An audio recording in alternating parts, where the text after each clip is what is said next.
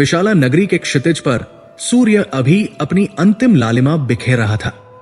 नीचे क्षिप्रा की लहरों पर पिघला हुआ सोना बहता प्रतीत होता था, किंतु उस स्वर्ण से सहस्र गुना अधिक स्वर्ण विशाला के उस एक प्रासाद में था, जो नगर के हृदय में किसी दंभी पर्वत शिखर की भांति खड़ा था।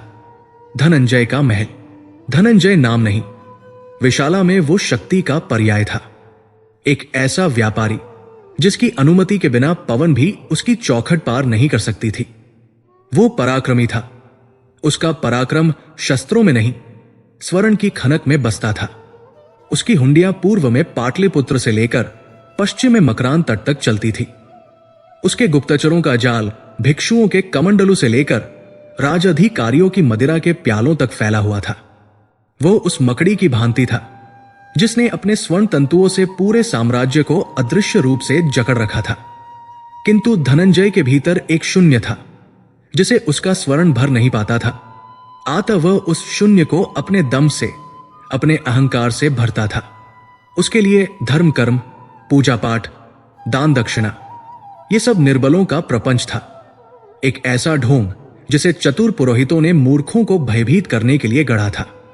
वो मानता था कि ईश्वर यदि है भी तो वो केवल शक्तिशाली के समक्ष झुकता है, और स्वर्ण से अधिक शक्तिशाली इस भूतल पर और क्या था। ये संध्या सामान्य संध्या नहीं थी। आकाश में एक विशेष शीतलता घुलने लगी थी।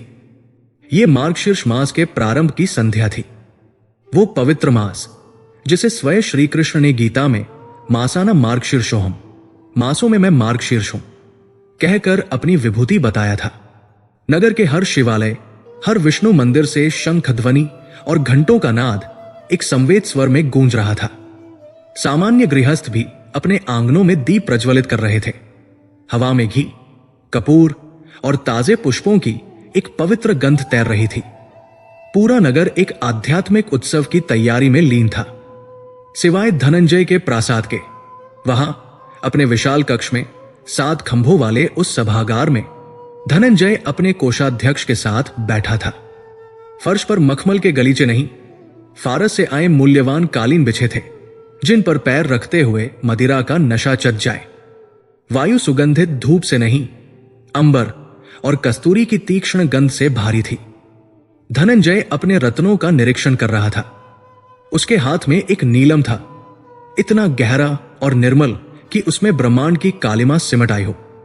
इसकी चमक कम हो रही है, उसने रूखे स्वर में कहा।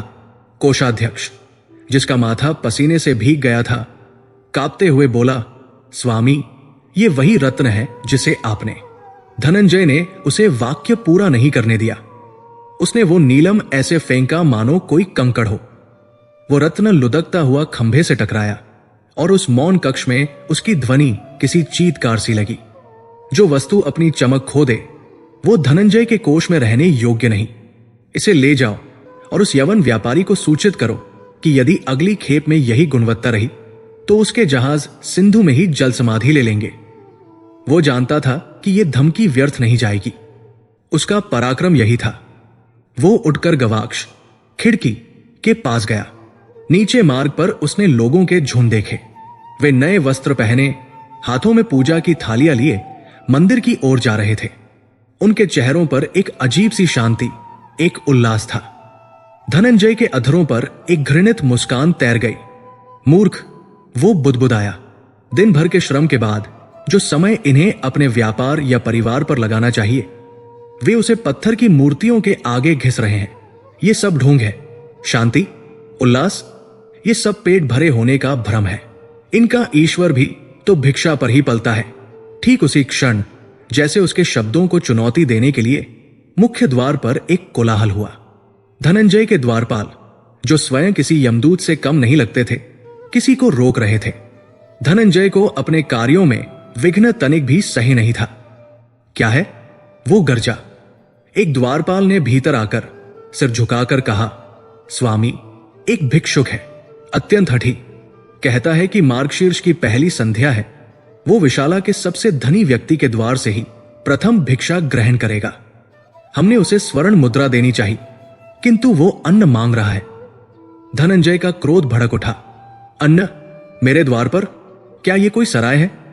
वो स्वयं तेज कदमों से चलता हुआ देहरी की ओर बढ़ा। देहरी पर संध्या के उस धुंधलके में एक आकृति खड़ी थी। वो वास्तव में एक वृद्ध साधु थे। उनकी देह कृशकाय थी, हड्डियों का ढांचा मात्र। वस्त्रों के नाम पर चिथड़े थे जो उनकी काया को ढक भी नहीं पा रहे थे। उनके बाल जटाजूट हो गए थे, धूल से धूसरित। उनके मुख पर तेज का लेश मात्र भी नहीं था। वो किसी हारे हुए जीवन से त्रस्त व्यक्ति से अधिक नहीं दिखते थे। उनकी आंखें झुकी हुई थी और हाथ में एक फूटा हुआ मिट्टी का पात्र था। उन्हें देखकर घृणा से धनंजय का मन भर उठा। यह है वो हठी? इस अपवित्र को यहां तक आने किसने दिया? इसकी छाया से मेरा प्रासाद अपवित्र हो गया। साधु ने धीरे से अपनी आंखें उठाई। उन आंखों में न कोई याचना थी, न कोई भय। वे बस शांत थी। भिक्षा देही पुत्र, ये मांस पवित्र है। आज का अन्नदान तुम्हारे पितरों को तृप्ति देगा। उनकी आवाज भी क्षीण थी, जैसे गहरे कुएं से आ रही हो। धनंजय ठहाका लगाकर हंस पड़ा। उसकी हंसी उस शांत वातावरण में किसी लोहे के टकराने जैसी कर्कश थी। पितर तृप्ति? वाह रे ढोंगी, मेरे पितरों को तृप्ति मेरा स्वर्ण देता है, तेरा ये पाखंड नहीं। और तुझे देखकर लगता है तेरे स्वयं के पितर न जाने कितनी योनियों से भूखे भटक रहे हैं। उसने अपने द्वारपालों की ओर देखा। इसे यहां से हटाओ। द्वारपाल आगे बढ़े, किंतु साधु ने अपना पात्र आगे बढ़ाए रखा। केवल एक मुट्ठी अन्न। व्यापारी, तेरे कोष से एक कण भी कम नहीं होगा, किंतु मेरी भिक्षा पूर्ण हो जाएगी। यह साधु का हट नहीं था, यह धनंजय के अहंकार पर सीधी चोट थी। कोई उसकी इच्छा के विरुद्ध उसके प्रासाद की देहरी पर खड़ा रहे? तू मेरा अपमान कर रहा है भिक्षुक। धनंजय गुर्राया। तूने इस संध्या मेरे द्वार पर आकर भूल की। वो स्वयं आगे बढ़ा। उसने साधु के हाथ से वो मिट्टी का पात्र झटकना चाहा, किंतु साधु का हाथ स्थिर रहा। क्रोध के उन्माद में धनंजय ने अपना पूरा बल लगाकर उस वृद्ध देह को धक्का दे दिया। वो एक क्षण था जिसने समय को रोक दिया। वो कृशकाय देह, वो वृद्ध साधु संतुलन खोकर सीढ़ियों से नीचे लुढ़क गए। मिट्टी का वो पात्र पत्थर से टकराकर सहस्र टुकड़ों में बिखर गया। कुछ क्षणों के लिए वहां पूर्ण सन्नाटा छा गया। द्वारपाल भी कांप उठे। किसी भिक्षुक को भगाना एक बात थी, किंतु मार्गशीर्ष की प्रथम संध्या पर एक वृद्ध साधु को इस प्रकार धक्का देना, यह पाप था। धनंजय को कोई ग्लानि नहीं हुई। वो अपनी विजय पर मुस्कुराया। कहा था ना, हट जा। अब उठा अपने ये ठीकरे और भाग यहां से, इससे पहले कि मैं कुत्तों को छोड़ दूं। वो साधु जो धूल में लथपथ थे धीरे धीरे उठे। उनके घुटनों और कोहनियों से रक्त की पतली धार बह निकली थी, किंतु उनके मुख पर पीड़ा का कोई भाव नहीं था। वो क्रोधित भी नहीं थे, वे शांत थे, एक भयावह शांति। उन्होंने अपने शरीर पर लगी धूल को नहीं झाड़ा। उन्होंने बस अपनी दृष्टि उठाई और सीधे धनंजय की आंखों में देखा। उन आंखों में अब कोई क्षीणता नहीं थी, उनमें सहस्र सूर्यों का तेज था। धनंजय जो किसी से नहीं डरता था, एक पल के लिए उन आंखों में झांक कर सिहर गया। साधु शांत स्वर में बोले। उनकी आवाज अब क्षीण नहीं थी, वो ऐसी गूंजी मानो आकाशवाणी हो रही हो। तेरे पास सब कुछ है धनंजय, किंतु तेरे पास समय नहीं है। धनंजय को लगा जैसे किसी ने उसके मर्म पर प्रहार किया हो। समय? इसका क्या अर्थ? साधु ने अपनी बात जारी रखी। तूने मेरा अपमान नहीं किया पुत्र, तूने तो आने वाले इस पवित्र मास का, इस मार्गशीर्ष का अपमान किया है। यह समय का अपमान है। जा, मैं तुझे श्राप नहीं दूंगा। श्राप उसे दिया जाता है जिसके पास कुछ न हो। तेरे पास सब है, मैं तुझे तेरा भविष्य दिखाता हूं। आज से, इसी क्षण से तेरा मन उस सूखी पत्ती की भांति अशांत हो जाएगा जिसे शांति कभी नहीं मिलेगी। तू अपने स्वर्ण पर सोएगा पर तुझे कांटों की शैया लगेगी। तू अपनी मदिरा पिएगा पर तेरा कंठ सूखा रहेगा। तेरे पास सब होगा पर तेरे पास मन की शांति नहीं होगी। तू भटकेगा धनंजय, तू भटकेगा। धनंजय उन शब्दों के भार से अवाक रह गया। वो कुछ कहता, इससे पहले ही उस साधु ने अपनी दिशा बदली और संध्या के अंधेरे में विलीन हो गए। वो ऐसे चले गए जैसे कभी वहां थे ही नहीं। कोई ठीकरे नहीं थे, कोई रक्त के धब्बे नहीं थे। द्वारपाल भय से कांप रहे थे। धनंजय ने स्वयं को संभाला। पाखंडी, ढोंगी कही का, मेरी शांति? हां, मेरी शांति मेरे कोष में है। वो जोर से हंसा, किंतु इस बार उसकी हंसी में वही पुरानी खनक नहीं थी। वो मुड़ा और अपने महल के भीतर चला गया। उसने कोषाध्यक्ष को दुगना स्वर्ण कोष में जमा करने का आदेश दिया और अपने लिए सर्वोत्तम मदिरा लाने को कहा। उस रात विशाला नगरी जब मार्गशीर्ष की पहली रात की शांति में सो रही थी, धनंजय अपने भव्य शयन कक्ष में जाग रहा था। सब कुछ वैसा ही था। वही मखमल का बिछौना, वही हल्की सुगंध, वही स्वर्ण जड़ित छत, किंतु नींद नहीं थी। उसका मन बेचैन था। उसे लगा जैसे हजारों चींटियां उसके मस्तिष्क में रेंग रही हों। वो उठा और टहलने लगा। उसे अपने ही महल की दीवारें संकुचित होती लगी। उसे लगा जैसे हवा कम हो गई है। उसने गवाक्ष खोला। मार्गशीर्ष की ठंडी हवा का झोंका भीतर आया, पर उसे कोई शीतलता नहीं मिली। उसे एक अज्ञात भय ने घेर लिया, एक असनीय बेचैनी। उसका सारा धन व्यर्थ हो गया था। साधु के शब्द गूंज रहे थे, तू भटकेगा। धनंजय के जीवन का सबसे समृद्ध और सबसे भयानक अध्याय अभी आरंभ हुआ था। रहस्य, ये साधु कौन थे और इस अशांति का उस मां से क्या संबंध है? समय, जिसने धनंजय का साथ छोड़ दिया था, अन्यों के लिए निर्बाध बहता रहा। एक मास, फिर दूसरा, फिर वर्ष, और फिर वर्षों का एक पूरा चक्र बीत गया।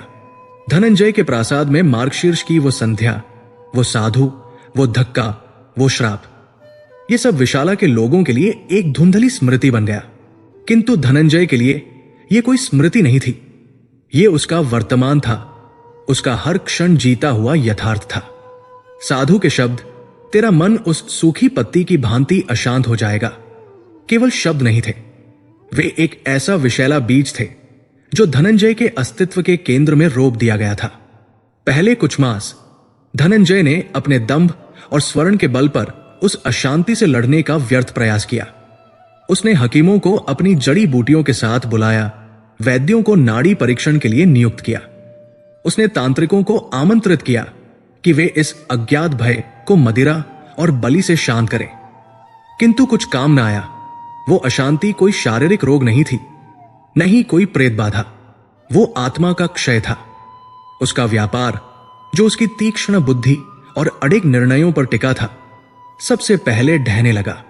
वो जो धनंजय एक क्षण में सहस्रों मुद्राओं का लेखा जोखा मन में ही कर लेता था, अब एक साधारण बही खाते पर ध्यान केंद्रित नहीं कर पाता था।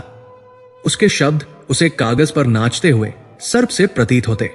उसके प्रबंधक उससे सलाह लेने आते और वो उन्हें घूरता रहता, मानो वे किसी अपरिचित भाषा में बोल रहे हों।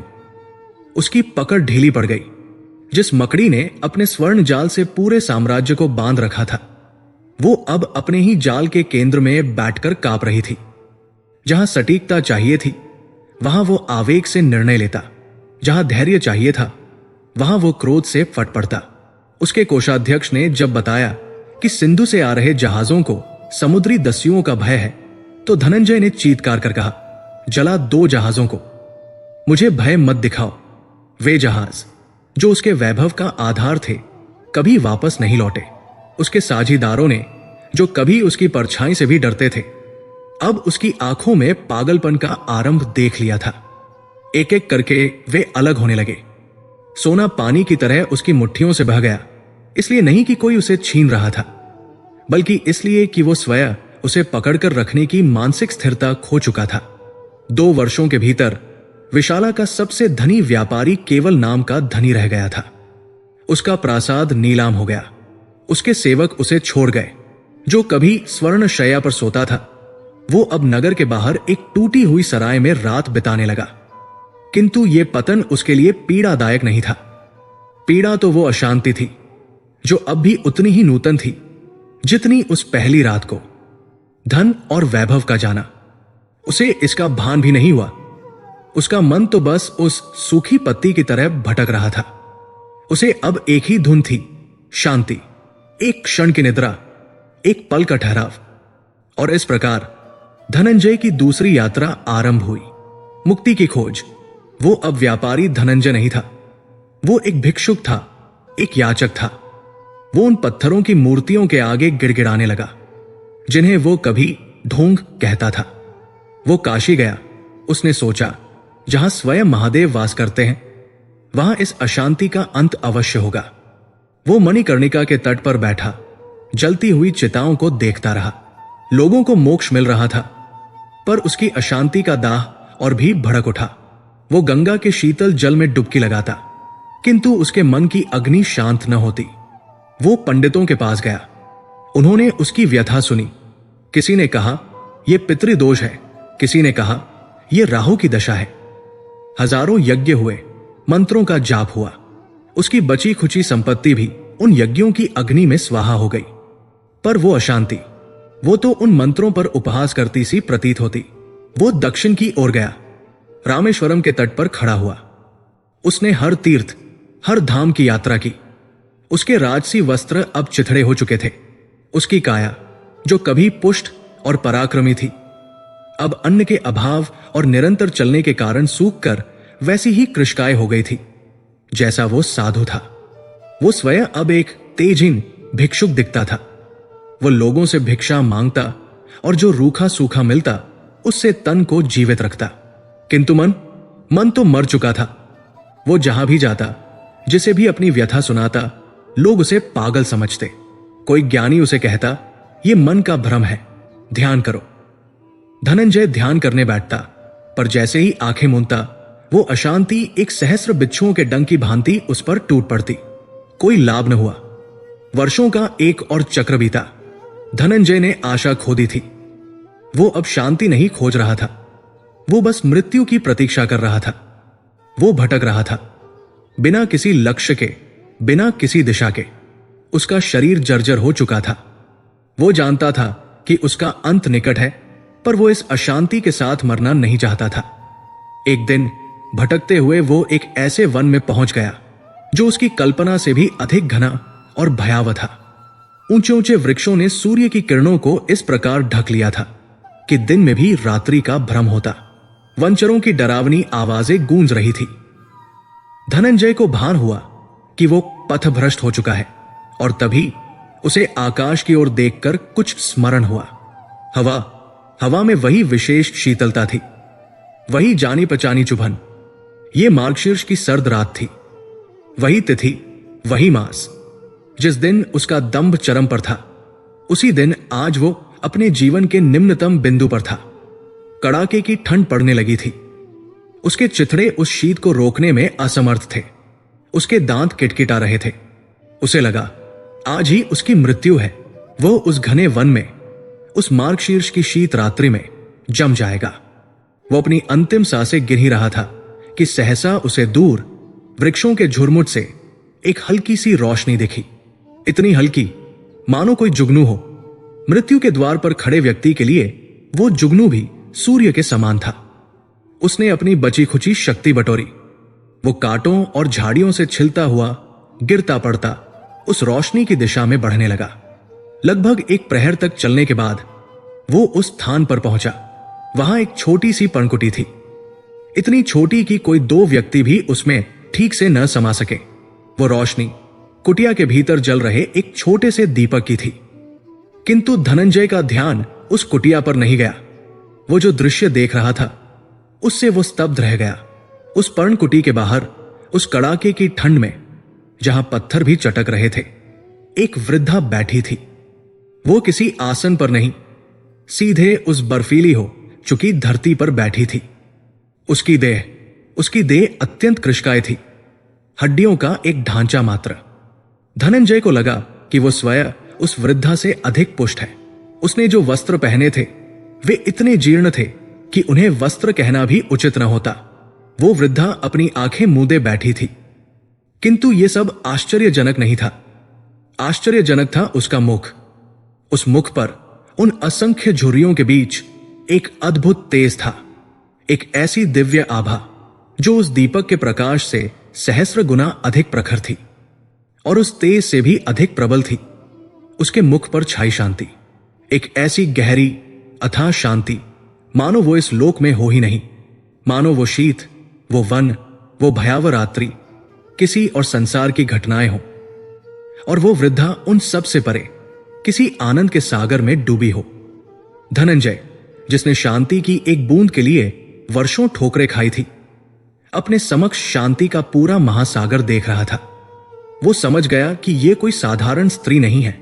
वो वृद्धा ठीक वैसी ही कृशकाय थी जैसा वो साधु था। वो ठंड ठीक वैसी ही थी जैसी उस मार्गशीर्ष की रात को थी। धनंजय को लगा कि उसका चक्र पूरा हो रहा है। वो अब और स्वयं को रोक नहीं सका। वो जो कभी विशाला का स्वामी था, वो भिक्षुक धनंजय उस अज्ञात वृद्धा के चरणों में गिर पड़ा। वो बोल नहीं सका। वर्षों की पीड़ा, वो असहनीय अशांति आंसुओं के रूप में फूट पड़ी। वो एक बालक की भांति बिलख बिलख कर रोने लगा। जब उसका रुदन कुछ शांत हुआ तो उसने कांपते हुए शब्दों में अपनी सारी व्यथा कह सुनाई। अपने दम्भ की कहानी, मार्गशीर्ष की उस संध्या का पाप, उस साधु का श्राप और वर्षों से चली आ रही वो अंतहीन अशांति। उसने अपना सिर उन चरणों से नहीं उठाया, बस कहता गया, माते, मैं मर रहा हूं, पर यह अशांति मेरा पीछा नहीं छोड़ रही। मुझे मुक्ति दो। रहस्य, ये वृद्धा कौन है?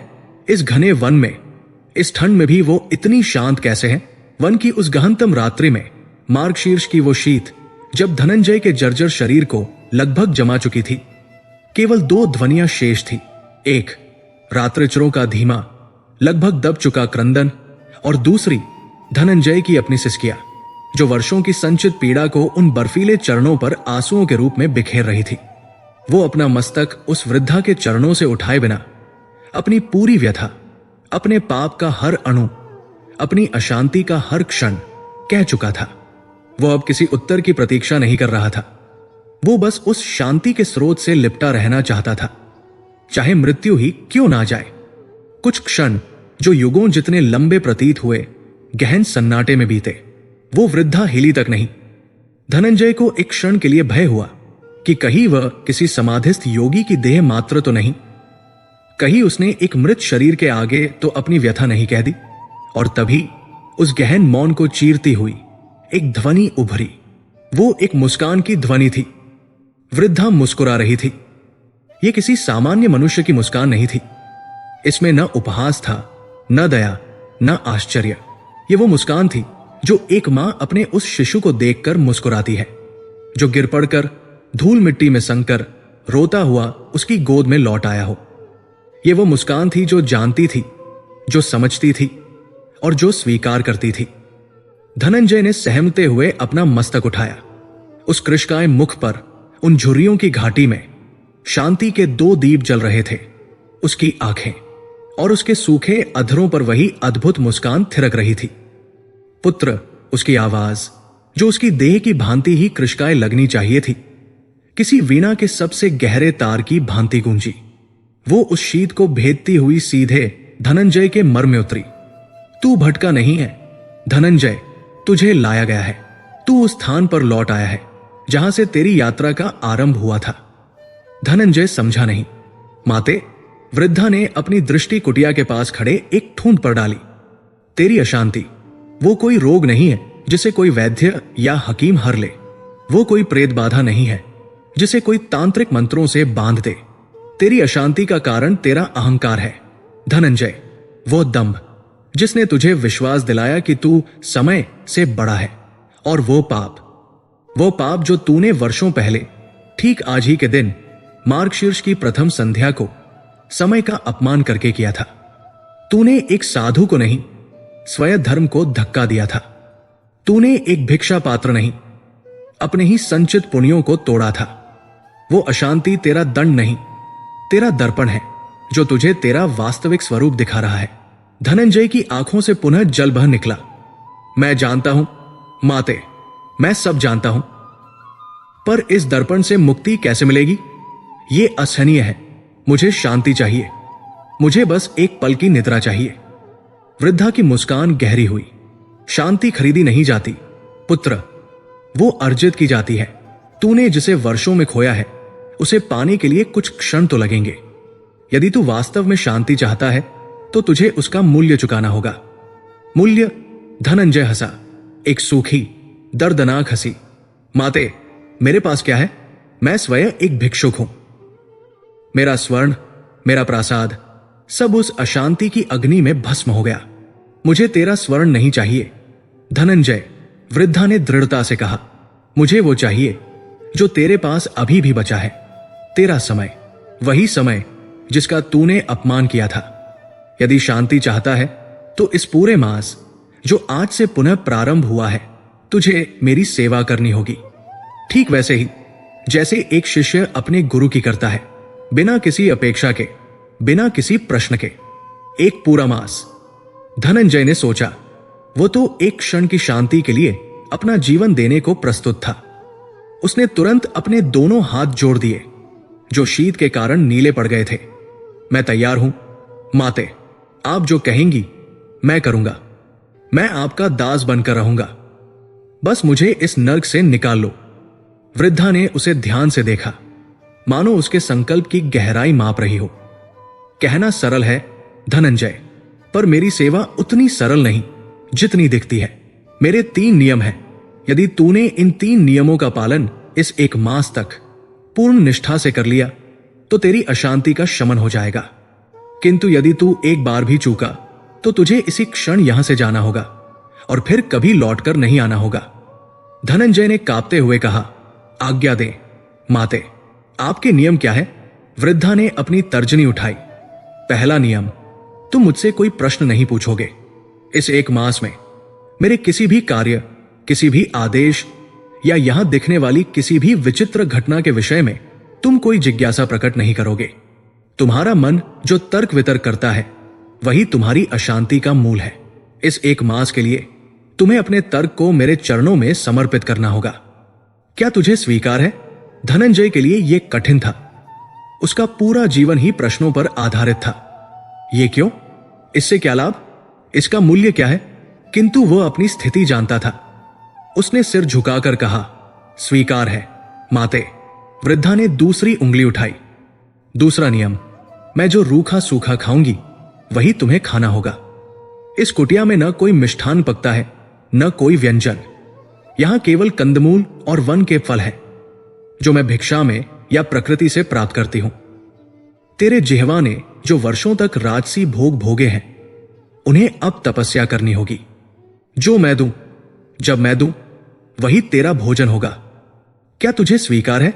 धनंजय को अपने उन भोजों की याद आई जहां 50 प्रकार के व्यंजन परोसे जाते थे, और फिर उसे याद आया कि कैसे वो सब होने पर भी उसका कंठ सूखा रहता था। उसने कहा, माते, वर्षों से मैंने अन्न का स्वाद नहीं जाना। आप जो भी विष देंगी वो मेरे लिए अमृत होगा। मुझे स्वीकार है। सोच ले धनंजय, वृद्धा ने चेतावनी दी। कभी कभी सादा भोजन राजसी व्यंजनों से अधिक चुभता है। वो रुकी और फिर उसकी दृष्टि उस ठूंठ वृक्ष पर टिक गई। और अब तीसरा, सबसे कठिन नियम। धनंजय ने अपनी सांस रोक ली। सूर्योदय से पहले वृद्धा ने धीमे स्पष्ट शब्दों में कहा, जब रात्रि का अंतिम प्रहर शेष हो, जिसे ब्रह्मा मुहूर्त कहते हैं, उस कड़ाके की ठंड और घने अंधेरे में तुझे जागना होगा। तुझे इस घने वन को, जहां प्रत्येक पग पर मृत्यु तेरा पथ रोकती है, पार करना होगा। वन के उस पार लगभग 1 योजन दूर एक नदी बहती है। तुझे उस नदी से मेरे लिए शीतल जल लाना होगा। धनंजय को यह कठिन लगा, पर असंभव नहीं। वो मृत्यु से अब वैसे भी नहीं डरता था। और उसने पूछा, क्योंकि उसे लगा कि बात अभी अधूरी है। और लौटते समय वृद्धा ने अपनी बात पूरी की। उस ताजे जल से तुम्हें मेरे आंगन में लगे इस सूखे शमी वृक्ष को सींचना होगा। धनंजय ने चकित होकर उस वृक्ष की ओर देखा। वो शमीज था? वो तो एक ठूंठ था, कोयले की भांति काला। उसकी शाखाएं आकाश में कंकाल की उंगलियों की भांति उठी हुई थी। उस पर न एक पत्ती थी, न जीवन का कोई चिन्ह। वो वर्षों से नहीं, शायद युगों से सूखा पड़ा था माते। किंतु वो अपना पहला नियम तोड़ने ही वाला था। वो पूछना चाहता था, किंतु ये वृक्ष तो मर चुका है, इसे सींचने से क्या लाभ? ये तो जल का अपव्यय है। ये तो विचित्र है। वृद्धा की आंखों में एक क्षण के लिए कठोरता आई। तुम प्रश्न करने वाले थे धनंजय, धनंजय सिहर कर चुप हो गया। उसे अपनी भूल का आभास हुआ। यह नियम विचित्र था, यह अतार्किक था। एक व्यापारी के रूप में धनंजय का पूरा जीवन लाभ पर केंद्रित था। वो उस कार्य में एक क्षण भी व्यर्थ नहीं करता था जिसका कोई परिणाम न दिखे। और यहां यह वृद्धा उसे एक मृत वृक्ष को सींचने के लिए कह रही थी।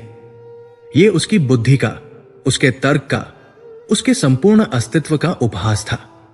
पर उसके पास कोई विकल्प नहीं था। एक ओर उसका तर्क वितर्क करने वाला अशांत मन था और दूसरी ओर यह शांत रहस्यमयी वृद्धा थी। उसने वर्षों अपने तर्क की सुन ली थी, परिणाम उसके सामने था। अब एक मास के लिए वो इस पागलपन को भी स्वीकार करेगा। उसने उस सूखे शमी वृक्ष को देखा जो उसी की आत्मा की भांति सूखा और जीवनहीन था। उसने अपने घुटनों पर बैठकर दोनों हाथ जोड़कर कहा, माते, मेरे पास कोई विकल्प नहीं है। मुझे आपके तीनों नियम, ये विचित्र नियम भी स्वीकार है। मैं कल ब्रह्मा मुहूर्त में जल लाऊंगा और इस शमी वृक्ष को सींचूंगा। वृद्धा ने धीरे से सिर हिलाया, मानो वो ठीक यही सुनने की अपेक्षा कर रही थी। तो जाओ पुत्र, उस कुटिया के कोने में एक मृग चर्म पड़ा है। आज की रात वहां विश्राम करो। कल से तुम्हारी परीक्षा आरंभ होगी। धनंजय उस कुटिया में गया। बाहर कड़ाके की ठंड थी, पर कुटिया के भीतर आश्चर्यजनक रूप से एक शांति थी, एक हल्की सी ऊष्मा थी। वो उस मृग चर्म पर लेटा। उसकी अशांति अभी भी उसके साथ थी। वो हजारों बिच्छू अभी भी उसे डंक मार रहे थे, किंतु आज वर्षों बाद उन डंकों के साथ एक और अनुभूति थी, एक उद्देश्य। वो उस सूखे शमी वृक्ष के बारे में सोचने लगा। रहस्य, ये नियम क्यों? इस सूखे शमी वृक्ष का क्या रहस्य है? धनंजय की परीक्षा उसी क्षण आरंभ हो गई थी। वो मृग चर्म पर लेटा अवश्य, किंतु निद्रा कहां थी? निद्रा ही तो वो शत्रु थी, या कहें वो बिछड़ा हुआ मित्र थी जिसकी खोज में वो यहां तक पहुंचा था। उसकी अशांति, वो सहस्र बिच्छुओं का डंक अभी भी उसके मस्तिष्क में व्याप्त था, किंतु आज उस डंक में एक नवीनता थी। आज उस अशांति के साथ साथ एक और भाव था, भय। ब्रह्मा मुहूर्त में उस वन में जाने का भय। उस वृद्धा ने कहा था, प्रत्येक पग पर मृत्यु तेरा पथ रोकती है। यह कोई अतिशयोक्ति नहीं थी। धनंजय ने अपने छोटे से जीवन काल में, क्योंकि उसका पुराना वैभवशाली जीवन अब उसे किसी और का जीवन लगता था, मृत्यु को इतने निकट से नहीं देखा था। पर उसके पास विकल्प क्या था? या तो इस कुटिया में अपनी अशांति से घुट घुट कर पागल हो जाना, या बाहर उस वन में किसी पशु का ग्रास बनकर इस देह से मुक्त हो जाना। दोनों ही स्थितियों में उसका कुछ बिगड़ने वाला नहीं था। रात्रि का अंतिम प्रहर आया। कुटिया के बाहर गहन अंधकार था। ऐसा अंधकार मानो किसी ने ब्रह्मांड की सारी कालिमा को घोलकर उस वन पर पोत दिया हो। मार्गशीर्ष की वो शीत अब अपने चरम पर थी। हवा किसी तीक्ष्ण छुरे की भांति देह को काट रही थी। धनंजय के भीतर सब कुछ उसे रोक रहा था, उसका तर्क, उसका भय, उसका आलस्य। किंतु वृद्धा का तीसरा नियम और उससे भी अधिक शांति की वो क्षीण आशा उसे बल दे रही थी। वो उठा। वृद्धा अभी भी बाहर उसी स्थान पर, उसी समाधिस्थ अवस्था में बैठी थी, जैसे वह कोई जीवित स्त्री न होकर उसी वन की कोई प्राचीन हिममंडित शिला हो। धनंजय ने उन्हें प्रणाम किया। ये उसने स्वयं से सीखा, वृद्धा ने कहा नहीं था, और कुटिया के कोने में रखा मिट्टी का वो घड़ा उठाया। जैसे ही उसने वन में पहला पग रखा, उसका हृदय उछलकर कंठ तक आ गया। वो भयावह था। वृक्षों के काले साए ऐसे लगते थे मानो कोई दैत्य अपनी भुजाएं पसारे खड़ा हो। हर सूखे पत्ते की खड़खड़ाहट पर वो चौंक पड़ता, लगता कोई भेड़िया उस पर झपट पड़ा हो। दूर कहीं सियारों का एक झुंड रो रहा था, और वो ध्वनि उस मौन में किसी प्रेतात्मा के विलाप सी गूंज रही थी। उसे अपने उस स्वर्ण जड़ित सुरक्षित प्रासाद की याद आई, जहां उसकी आज्ञा के बिना पत्ता भी नहीं हिलता था। और आज वो स्वयं एक सूखे पत्ते की भांति मृत्यु के इस वन में कांप रहा था। उसे क्रोध आया स्वयं पर, उस साधु पर, इस वृद्धा पर। किंतु नियम पहला था, कोई प्रश्न नहीं, कोई शंका नहीं। उसने अपने मन को बलपूर्वक उस कार्य पर केंद्रित किया जो उसे सौंपा गया था, नदी तक पहुंचना। वो गिरता पड़ता, झाड़ियों से छिलता, नुकीले पत्थरों से अपने पैरों को लहूलुहान करता हुआ उस दिशा में बढ़ता रहा जिधर वृद्धा ने संकेत किया था। उसे लगा जैसे वो युगों से चल रहा हो। अंततः उसे जल की कलकल ध्वनि सुनाई दी। वो नदी थी। उसका जल उस अंधकार में भी किसी रजत सर्प की भांति चमक रहा था। उसने घड़ा डुबोया। जल इतना शीतल था मानो पिघली हुई बर्फ हो। उसकी उंगलियां सुन पड़ गई। उसने किसी प्रकार घड़ा भरा और अपनी पूरी शक्ति लगाकर उसे उठाया। अब चुनौती थी वापसी, जल का भार उठाकर उस भयावह वन से लौटना। उसका शरीर टूट रहा था। शीत और भय ने उसकी आधी ऊर्जा पहले ही सोख ली थी। पर वो लौटा। जैसे तैसे लंगड़ाता हुआ वो सूर्य की पहली किरण फूटने से ठीक पहले कुटिया तक पहुंच ही गया। वो हाफ रहा था, पसीने और रक्त से लथपथ। वृद्धा ने आंखें खोली। उनके मुख पर वही शांत भाव था। उन्होंने उस घड़े की ओर देखा और फिर उस सूखे शमी वृक्ष की ओर संकेत किया। धनंजय ने उस ठूंठ को देखा, काला, मृत, निष्प्राण। उसे अपना सारा परिश्रम व्यर्थ लगा। इस कोयले पर जल डालना, इतनी मूल्यवान निद्रा का त्याग, मृत्यु से यह संघर्ष। इस ठूंठ के लिए उसका मन चीत्कार कर उठा, नहीं, यह पागलपन है। किंतु वृद्धा की दृष्टि उस पर जमी थी। वह दृष्टि जो शांत होते हुए भी किसी भाले की नोक से अधिक पैनी थी। धनंजय को नियम याद आया। उसने अपनी शंका को, अपने तर्क को, अपने क्रोध को निगला। वो घड़ा उठाकर उस सूखे शमी वृक्ष के पास गया और वो सारा बर्फीला जल उसकी सूखी जड़ों में डाल दिया। जल डालते ही वो मिट्टी में समा गया, बिना कोई चिन्ह छोड़े। वृक्ष पहले जैसा ही मृत खड़ा रहा। जाओ, वृद्धा ने कहा, कुटिया के पीछे कुछ कंद पड़े हैं, वही तुम्हारा भोजन है। यह धनंजय की दिनचर्या का पहला दिन था और फिर यह उसकी नियति बन गई। हर रात उसी ब्रह्मा मुहूर्त में वो उस अंधकारमय वन को चीरता हुआ जाता। हर रात वो जंगली पशुओं के भय से कांपता। उसे कभी कोई झाड़ी में दुबका हुआ भेड़िया दिखता, तो कभी वृक्ष की डाल पर घूरते हुए उल्लू के नेत्र। उसे ठंड लगती, उसके पैर पथरा जाते, पर वो नियम का पालन करता रहा। वो लौटता और उस मृत शमी पर जल डालता। दिन में वो वृद्धा की कुटिया साफ करता। वो आश्चर्यचकित था कि कुटिया में कभी कोई गंदगी होती ही नहीं थी। वो वृद्धा के लिए कंदमूल लाता, जिन्हें खोजने के लिए उसे वन में और गहरे जाना पड़ता। वो भोजन के नाम पर वही बेस्वाद रूखे सूखे फल खाता। उसका शरीर जो राजसी व्यंजनों का आदी था, पहले तो विद्रोह करता रहा, पर धीरे धीरे उसे इस तपस्या की आदत पड़ गई। 2 सप्ताह बीत गए, 14 दिन और 14 रातें। इन 14 दिनों में धनंजय बदल गया था। उसका वह दंभी स्वरूप, वो व्यापारी वाली ऐंठ, वह मैं का भाव उस घने वन के अंधकार में कहीं खो गया था। उस रोज रोज की मृत्यु यात्रा ने उसे सिखा दिया था कि वो कितना तुच्छ है, कितना निर्बल है। उसका अहंकार गलने लगा था। जब वो उस वृद्धा के लिए कंदमूल लाता और वृद्धा बिना किसी भाव के उन्हें ग्रहण करती, तो धनंजय को एक अजीब सा संतोष मिलता। जब वो उनकी कुटिया साफ करता, तो उसे अपने प्रासाद की स्वच्छता से अधिक शांति मिलती। सेवा भाव, जिसकी उसने कभी कल्पना भी नहीं की थी, वो अनजाने में ही उसके भीतर जागृत हो गया था। वो अब ये सब शांति पाने के मूल्य के रूप में नहीं कर रहा था। वो ये सब इसलिए कर रहा था क्योंकि ये उसका धर्म बन गया था। किंतु एक वस्तु थी जो नहीं बदली थी, उसकी शंका। उसका अहंकार गल गया था, पर उसका तर्क अभी जीवित था। वो वृद्धा का सम्मान करने लगा था, उनकी शक्ति को मानने लगा था, किंतु उसका मन अभी भी उस तीसरे नियम पर अटका हुआ था। हर सुबह जब वो उस मृत शमी पर जल डालता, उसके भीतर एक प्रश्न उठता, मैं ये क्या कर रहा हूं? ये सब ठीक है, सेवा, तपस्या, सादा भोजन, ये सब पाप का प्रायश्चित हो सकते हैं, पर एक वृद्धा की सेवा और एक सूखे वृक्ष को सींचने से मेरे पाप कैसे मिटेंगे? वो साधु, उसका श्राप और ये सूखा वृक्ष, इन सब का क्या संबंध है? ये वृद्धा मुझसे ये अतार्किक कार्य क्यों करवा रही है? वो पहले नियम से बंधा था, इसलिए पूछ नहीं सकता था। पर वो शंका उसके मन को हर दिन मत्ती रही। 15वां दिन था, मार्गशीर्ष मास का मध्य। धनंजय अपनी रात्रि यात्रा से अभी अभी लौटा था। वो थका हुआ था, पर आज वन में उसे उतना भय नहीं लगा था। शायद उसे आदत हो गई थी।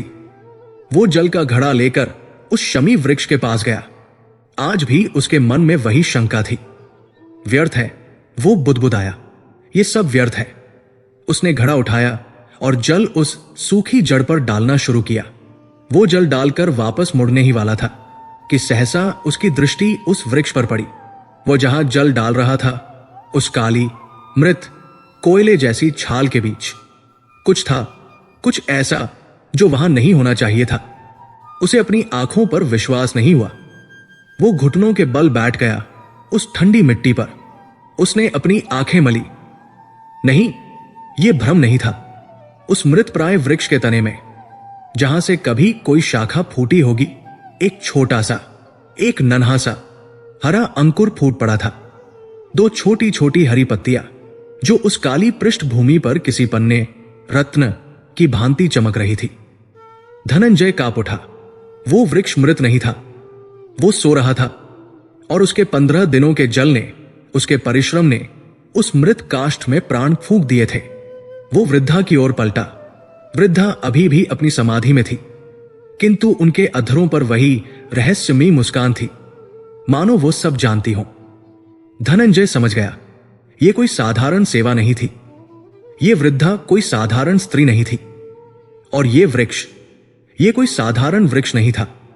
रहस्य, वृक्ष का हरा होना क्या संकेत है? वृद्धा की शक्ति क्या है? वो एक क्षण, जब धनंजय की दृष्टि उस नन्हे से हरे अंकुर पर पड़ी, केवल एक क्षण नहीं था। वो एक युग का अंत और दूसरे का आरंभ था। वो अंकुर केवल उस सूखे, मृत शमी वृक्ष पर नहीं फूटा था। वो धनंजय के हृदय की उस बंजर भूमि पर फूटा था, जिसे वर्षों से अहंकार, पश्चाताप और अशांति ने सोख रखा था। उसे अपनी आंखों पर विश्वास नहीं हुआ, किंतु वो सत्य था, जीवंत, कोमल और दीप्तिमान हरा। वो समझ गया कि उसका परिश्रम, उसका वो अतार्किक, व्यर्थ लगने वाला कार्य व्यर्थ नहीं है। वो वृद्धा उससे केवल सेवा नहीं ले रही थी, वो उसे उस मृत वृक्ष के साथ साथ स्वयं उसे भी पुनर्जीवित कर रही थी। उस दिन धनंजय के भीतर से शंका का वो अंतिम कांटा भी निकल गया। उसका तर्क, जो अब तक उस पर हावी था, परास्त होकर मौन हो गया। उसका स्थान श्रद्धा ने ले लिया था। अगले दिन जब वो ब्रह्मा मुहूर्त में उठा, तो उसके मन में भय नहीं था। वन अभी भी उतना ही घना, उतना ही अंधकारमय था। शीत अभी भी उतनी ही तीक्ष्ण थी, किंतु धनंजय के देखने की दृष्टि बदल गई थी। वो अंधेरा अब उसे भयावह नहीं, रहस्यमयी लगता था। वे जंगली पशुओं की आवाजें अब उसे डराती नहीं थी, वे उसे वन के संगीत सी लगती थी। वो अब मृत्यु के भय से नहीं, बल्कि जीवन देने के एक नवीन उत्साह से भरकर नदी की ओर जाता। वह जल लाता, और जब वो उस जल को शमी की जड़ों में डालता, तो वो केवल जल नहीं डालता, वो अपनी श्रद्धा, अपनी आशा और अपने नवजागृत सेवा भाव को सींचता। और वो वृक्ष जैसे उसकी श्रद्धा का उत्तर दे रहा था। मार्गशीर्ष मास का वो दूसरा पखवाड़ा बीतने लगा। वो एक अंकुर अब 2 पत्तियों वाला हो गया था। कुछ दिनों बाद एक और शाखा से एक नई कोपल फूटी, और फिर एक और। पूर्णिमा की रात आते आते वो जो कभी कोयले का ठूंठ लगता था, अब एक अद्भुत दृश्य बन गया था। उसकी काली, जर्जर शाखाओं पर यहां वहां जीवन के हरे द्वीप उग आए थे। वो अभी भी घना नहीं हुआ था, पर वो जीवित हो उठा था। और जैसा जैसा वो वृक्ष जीवित हो रहा था, धनंजय के भीतर की अशांति शांत हो रही थी। वो हजारों बिच्छुओं का डंक अब भी था, पर मानो अब उन बिच्छुओं का विष समाप्त हो गया था। वे रेंगते थे, पर पीड़ा नहीं देते थे। वो अब रात को सो पाता था, गहरी स्वप्नरहित निद्रा नहीं, पर एक हल्का शांत विश्राम। उसका शरीर, जो कंदमूल खाकर भी अब पहले से अधिक बलिष्ठ लगने लगा था, इस सेवा का आदी हो गया था। वृद्धा अब भी मौन रहती, बस उसे देखती और अपनी उसी रहस्यमयी मुस्कान में डूबी रहती। अंततः वो रात आ ही गई, मार्गशीर्ष मास की अंतिम रात्रि। पूर्णिमा की रात। आकाश में चंद्रमा अपने पूर्ण वैभव के साथ उदित था और उसकी शीतल दुग्धध्वल चांदनी उस घने वन को भी भेदती हुई उस पर्णकुटी के आंगन को किसी चांदी के थाल की भांति चमका रही थी। उस प्रकाश में शमी वृक्ष पर उगी वे नई पत्तियां किसी दिव्य मणि की तरह चमक रही थी। आज मास पूरा हो रहा था। धनंजय ने अपना नित्य नियम पूरा किया। उसने सोचा आज शायद अंतिम बार उसे जल लेने जाना होगा। वो वृद्धा के समक्ष आया और उनके चरणों में प्रणाम करके घड़ा उठाने के लिए मुड़ा। रुको पुत्र, वृद्धा की आवाज ने उसे चौंका दिया। पूरे मास में यह पहली बार था कि वृद्धा ने उसे उसके नित्य कर्म से रोका था। धनंजय चकित होकर पलटा। वृद्धा ने अपनी आंखें खोली। आज उन आंखों में शांति के साथ साथ एक अजीब सी गंभीरता थी। आज तेरी अंतिम परीक्षा है। धनंजय का हृदय धड़क उठा। अंतिम परीक्षा? क्या वो पिछले 30 दिनों से जो कर रहा था वो पर्याप्त नहीं था? वृद्धा ने कहा, पुत्र, आज तुझे नदी से जल नहीं लाना है। यह धनंजय के लिए अप्रत्याशित था। 30 दिनों से जो उसकी तपस्या का अटूट अंग था, आज वो नहीं करना था। आज तुझे केवल इस कुटिया के बाहर, वृद्धा ने आंगन की ओर संकेत किया, उसी स्थान पर बैठना है जहां मैं बैठती हूं।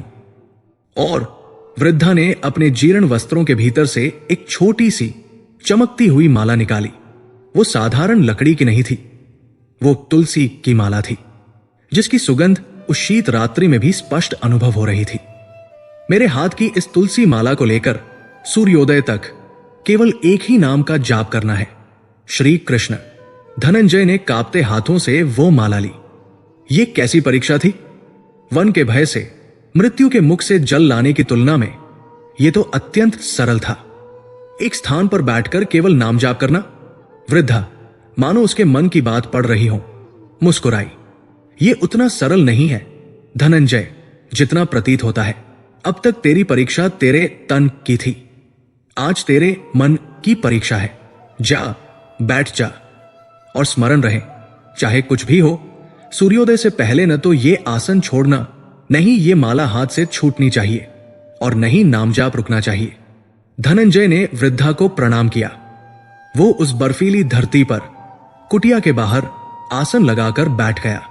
उसने रीढ़ सीधी की, जैसा किसी योगी को करते देखा था। पूर्णिमा का चंद्रमा ठीक उसके मस्तक पर था। वन में एक गहन अलौकिक शांति छाई थी। उसने माला का पहला मनका अपनी उंगलियों पर लिया।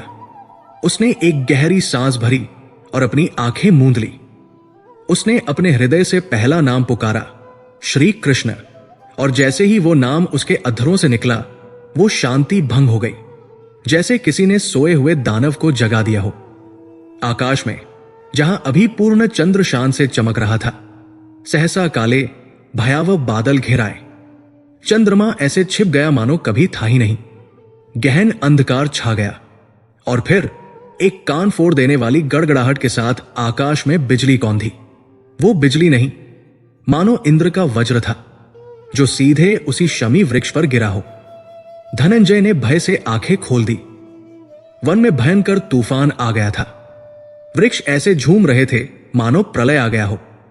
हवा का वेग इतना तीव्र था कि वो धनंजय के कृशकाय शरीर को उखाड़ फेंकने पर तुला था। वो चीत्कार कर रही थी, जैसे हजारों प्रेतात्माएं एक साथ विलाप कर रही हों। और उस हवा के शोर के बीच वे आवाजें आई, जंगली पशुओं की दहाड़े, भेड़ियों का क्रंदन, वो गर्जना जो उसने पिछले 30 दिनों में कभी नहीं सुनी थी।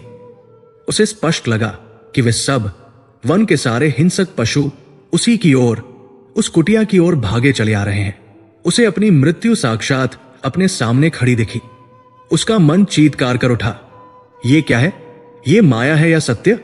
ये वृद्धा, ये मुझे मरवाना चाहती है। ये कोई परीक्षा नहीं, ये मृत्यु का षड्यंत्र है। उसका शरीर भय से कांप रहा था। उसके हाथ से माला छूटने को थी। उसका मन भाग जाने को कर रहा था, उस कुटिया के भीतर या कहीं भी, बस यहां से दूर। तभी उस भयंकर कोलाहल के बीच उसके कानों में वृद्धा के शब्द गूंजे, आज तेरे मन की परीक्षा है। उसे स्मरण आया, ये माया थी, ये वही भय था वही अशांति थी जिसने उसे वर्षों तक भटकाया था। आज वो एक तूफान के रूप में, पशुओं की दहाड़ के रूप में उसके सामने खड़ी थी।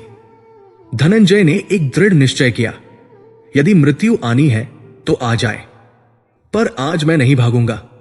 उसने अपनी आंखें जोर से बंद कर ली।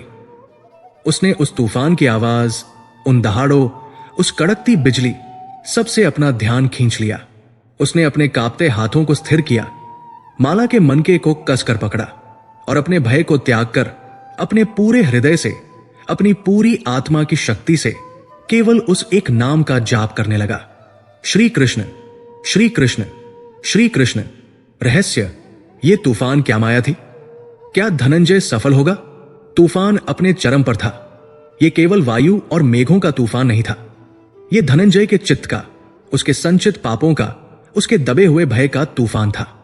वो मायावी गर्जनाएं केवल वन के पशुओं की नहीं थी, वे स्वयं उसकी आंतरिक अशांति की अंतिम चीत्कार थी, जो इतने वर्षों से उसे नोच रही थी। वो हिंसक पशु, वे प्रेतात्माओं जैसे विलाप, सब उसे उस एक नाम से विचलित करने का अंतिम प्रयास कर रहे थे। धनंजय का शरीर कांप रहा था, शीत और भय से नहीं, बल्कि उस नामजाप से उत्पन्न हो रही एक अभूतपूर्व ऊर्जा से। उसके हाथ, जो कभी स्वर्ण गिनते थे, अब उस तुलसी माला के मनकों पर दृढ़ता से जमे थे। श्री कृष्ण, श्री कृष्ण, श्री कृष्ण। वो नाम अब केवल उसके अधरों पर नहीं था, वो उसकी श्वास में, उसके रक्त के प्रवाह में, उसकी धड़कन में समा गया था। जैसे जैसे नाम का बल बढ़ता, बाहर का कोलाहल क्षीण पड़ता जाता। उसे अब उन दहाड़ों का भय नहीं लगता था। उसे लगता मानो वे दहाड़े उससे क्षमा मांग रही हों। वो बिजली जो उसे भस्म करने आई थी, अब उसे उस नामजाप के लिए आरती दिखाती सी प्रतीत होती। उसका मन, जो भाग जाने को कर रहा था, अब कहीं नहीं जाना चाहता था। वो मन रहा ही नहीं था, वो पिघलकर उस नाम के सागर में विलीन हो रहा था। उसे न अपने शरीर का भान था, न समय का। वो ये भी भूल गया कि ये कोई परीक्षा है। वो बस उस नाम के आनंद में डूबता चला गया। न जाने कितने युग बीते या कितने क्षण। धनंजय उस नाम समाधि में लीन था, और तभी जैसे किसी ने वीणा का तार छेड़ दिया हो, उसे एक ध्वनि सुनाई दी। यह तूफान का शोर नहीं था, यह ब्रह्म मुहूर्त में गाए जाने वाले किसी स्तोत्र का पहला कोमल स्वर था। जैसे ही सूर्य की पहली किरण ने पूर्व के क्षितिज को छुआ, वो भयंकर तूफान थम गया। ऐसे नहीं जैसे धीरे धीरे शांत होता है, बल्कि ऐसे जैसे कोई दीपक फूंक मारकर बुझा दे। वो माया, वो अंधकार, वो कोलाहल, वो भय, सब एक क्षण में विलीन हो गया, जैसे कभी था ही नहीं। गहन अथाह शांति ने उस वातावरण को भर दिया। धनंजय की आंखें अभी भी बंद थी, पर उसके हाथ में माला स्थिर हो गई थी। उसका जाप थम गया था। उसे अपने शरीर पर शीतलता का नहीं, एक कोमल ऊष्मा का अनुभव हुआ। उसे वन की सीलन भरी गंध नहीं, बल्कि यज्ञ के पवित्र धूम, चंदन और ताजे खिले हुए पारिजात पुष्पों की दिव्य सुगंध आने लगी। उसने धीरे धीरे अपनी आंखें खोली, और जो उसने देखा उससे उसकी श्वास अटक गई। वो किसी पर्णकुटी के बाहर बर्फीली धरती पर नहीं था, वो घोर अंधकारमय वन कहीं नहीं था। वो कुटिया, वो वृद्धा, वो आंगन, सब विलुप्त हो चुके थे। धनंजय स्वयं को एक विशाल भव्य आश्रम के मुख्य द्वार पर बैठा हुआ पाता है। वो एक श्वेत संगमरमर के चबूतरे पर था। उसके सामने सूर्योदय हो रहा था, और सूर्य की किरणें आश्रम के स्वर्ण कलशों से टकराकर सहस्रों इंद्रधनुषों की रचना कर रही थी। वायु में केवल शांति नहीं थी, एक दिव्य संगीत था। दूर कहीं से आते वीणा और मृदंग के स्वर, वेदों के ऋचाओं का धीमा गंभीर पाठ। ये स्थान इस पृथ्वी का नहीं लगता था। और वो शमी वृक्ष, वो काला मृत्युंड, उसके स्थान पर एक विशाल हरा भरा स्वर्ण पत्तियों वाला शमी वृक्ष खड़ा था, जो फूलों से लदा था, मानो वो वर्षों से नहीं, युगों युगों से वहां पोषित हो रहा हो। धनंजय स्तब्ध था। वो कहां आ गया? वो वृद्धा कहां गई? क्या ये कोई नई माया थी? तभी उसकी दृष्टि अपने सामने पड़ी। आश्रम के द्वार पर सूर्य के तेज को भी फीका करती हुई एक आकृति खड़ी थी। वही जटाजूट, वही वल्कल वस्त्र, वही अदम्य तेज। ये कोई और नहीं, वही सिद्ध योगी थे, जो वर्षों पहले एक तेजहीन साधु का भेष धरकर उसकी देहरी पर आए थे। आज उनके मुख पर वही शांति थी जो उसने उस वृद्धा के मुख पर देखी थी, किंतु ये सहस्र गुना अधिक प्रखर थी। उनकी आंखों में वही करुणा थी जो पूर्णिमा के चंद्रमा में होती है। धनंजय उन्हें पहचान गया। वो समझ गया, ये वृद्धा, ये वन, ये साधु, ये सब एक ही थे। ये चक्र आज पूरा हुआ था। उसका तर्क, उसका प्रश्न, उसकी शंका, सब कुछ जो बचा खुचा था भस्म हो गया। वो जो कभी अहंकार का पर्वत था, आज एक कण बनकर उन चरणों में गिर पड़ा। वो रो नहीं रहा था, वो बस उन चरणों से लिपट गया। उसे वर्षों का संताप नहीं था, उसे कोई शिकायत नहीं थी, वो केवल कृतज्ञता से भरा था। योगी झुके, उन्होंने धनंजय को अपने हाथों से स्पर्श किया। वो स्पर्श ही मुक्ति था। उठो धनंजय, उनकी आवाज में ब्रह्मांड का समस्त ज्ञान और वात्सल्य समाया हुआ था। धनंजय उठा, वो खड़ा हुआ और उसने अनुभव किया। वो हल्का था, इतना हल्का जितना वो अपने जन्म से अब तक कभी नहीं हुआ था। वो अशांति, वो हजारों बिच्छुओं का डंक, वो अज्ञात भय, वो बेचैनी, वो वहां नहीं थी। वहां केवल एक शून्य था, एक निर्मल आनंदमय शून्य। उसका मन सचमुच शांत था। उसने योगी की ओर देखा, उसकी आंखों में केवल एक प्रश्न था, कौन है आप? योगी मुस्कुराए। ये वही मुस्कान थी जो वृद्धा के अधरों पर खिलती थी। पुत्र, तेरी अशांति समाप्त हुई। तूने अपनी अंतिम परीक्षा पार कर ली है। किंतु माते, मेरा मतलब है। प्रभु, धनंजय ने हाथ जोड़कर कहा, यह सब क्या था? वो कुटिया, वो वृद्धा और आप? मेरी अशांति कैसे समाप्त हुई? योगी ने रहस्य से पर्दा हटाना आरंभ किया। धनंजय, मैं कोई सिद्ध योगी नहीं जैसा तूने मुझे समझा। मैं उस विधान का एक सेवक मात्र हूं जिसे कर्म कहते हैं। मैं स्वयं धर्मराज यम का दूत था जिसे तेरे अहंकार ने चुनौती दी थी। धनंजय कांप उठा। यम? धर्मराज? हां पुत्र, योगी ने उसके भय को पढ़ लिया। तेरा दंभ इतना बढ़ गया था कि तू स्वयं समय का अपमान कर बैठा, और वह भी कोई साधारण समय नहीं। तूने मार्गशीर्ष मास की प्रथम संध्या का तिरस्कार किया था। क्या तू जानता है यह मास क्या है? योगी ने गीता के उस महावाक्य का उच्चारण किया, मासाना मार्गशीर्षोहम। मासों में मैं मार्गशीर्ष हूं। यह स्वयं भगवान श्री कृष्ण का स्वरूप है। तूने उस संध्या एक भिक्षुक को नहीं, साक्षात कृष्ण के स्वरूप उस पवित्र मास को धक्का दिया था।